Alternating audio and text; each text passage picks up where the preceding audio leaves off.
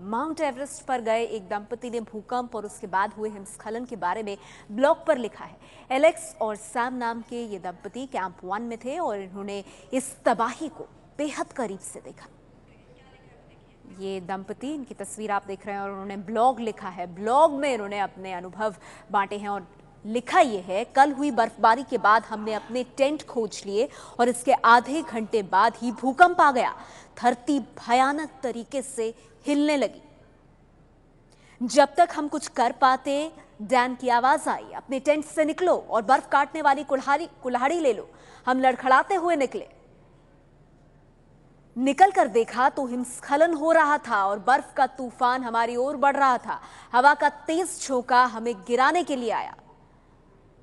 अपने अनुभव इस ब्लॉग के जरिए बांटते हुए अपनी आंखों देखी बता रहे हैं और आगे कह रहे हैं कि हमने जैसे तैसे टेंट के पीछे छिपकर और बर्फ काटने वाली कुल्हाड़ी की मदद से खुद को बचाया।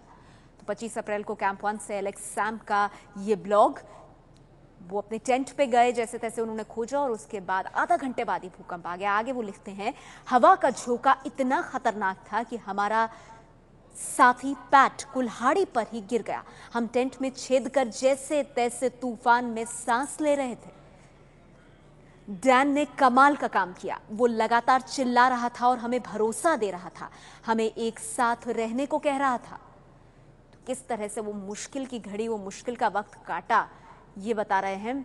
आगे लिखते हैं इस ब्लॉग में, हमारा टेंट हल्का ही धंसा था, इसलिए हमने उसे निकाला और घाटी के बीच में चल पड़े। हम कैंप 1 में 30 लोग थे और इतने ही कैंप 2 में थे। कैंप 1, कैंप 2 दोनों का जिक्र करते हुए और फिर आगे कह रहे हैं, अब इंतजार की घड़ियां शुरू हुई क्योंकि लगातार बर्फ गिर रही थी और हमें पता नहीं था कि क्या हो रहा है।